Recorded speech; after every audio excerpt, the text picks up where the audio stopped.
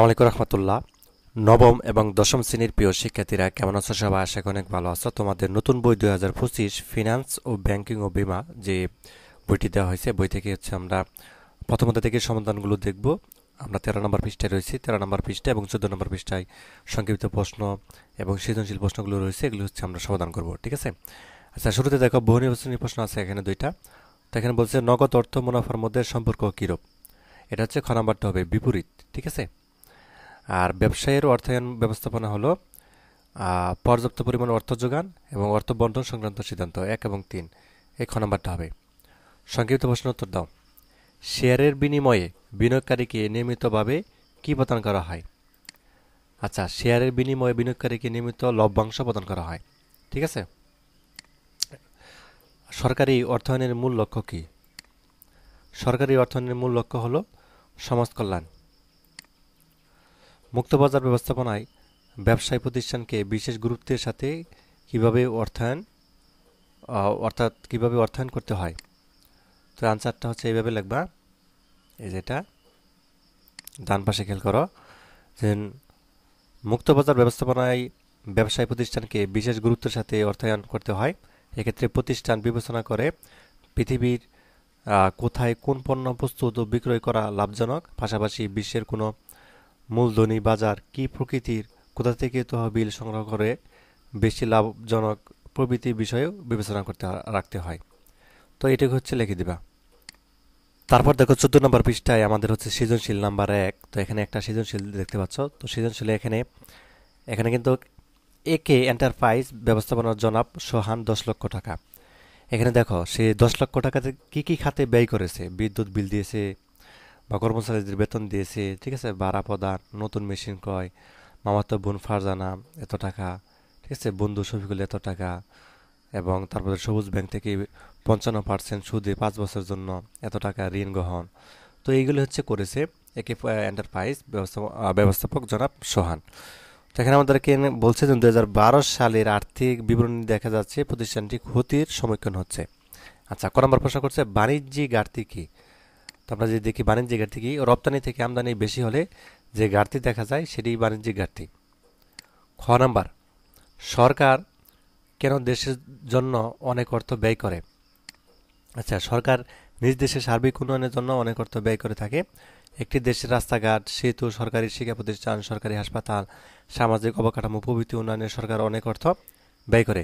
এ ব্যয়ের মূল উদ্দেশ্য হলো জনকল্যাণ। এর মাধ্যমে সরকার মানুষের জীবনযাত্রার মান উন্নয়নের মাধ্যমে দেশের উন্নতি সাধন করে। না নাম্বার, গ নাম্বার, এক এন্টারপ্রাইজ ব্যবস্থাপক জনাব সোহানের সামগ্রিক কার্যক্রমকে কি বলা যায় বর্ণনা করো।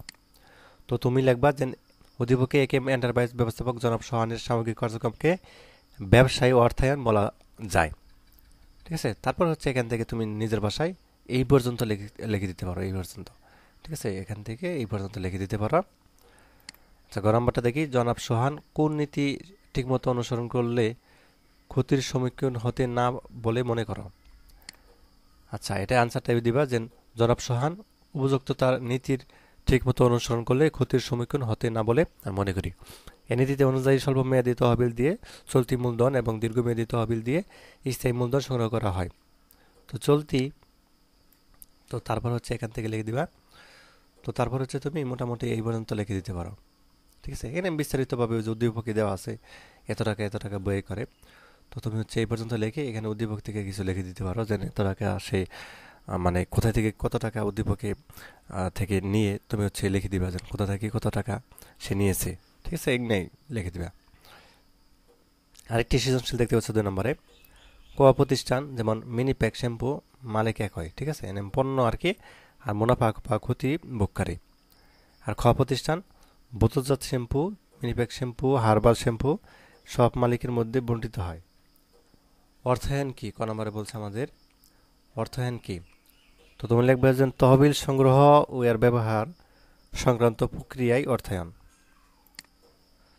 খ নাম্বার, একজন ব্যবসায়ীর কোন ধরনের জ্ঞান থাকলে পরিকল্পনা মাফিক স্বল্প মূল্য প্রয়োজনীয় পরিমাণ অর্থ সংস্থান করতে পারে, ব্যাখ্যা করো।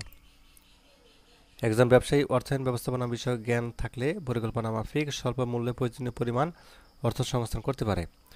অর্থায়ন ব্যবস্থাপনা একজন ব্যবসায়ীকে সুষ্ঠু পরিকল্পনার মাধ্যমে কি পরিমাণ তহবিল এবং স্বল্প মূল্য সংগ্রহ করা যাবে সে বিষয়ে জ্ঞান দান করে।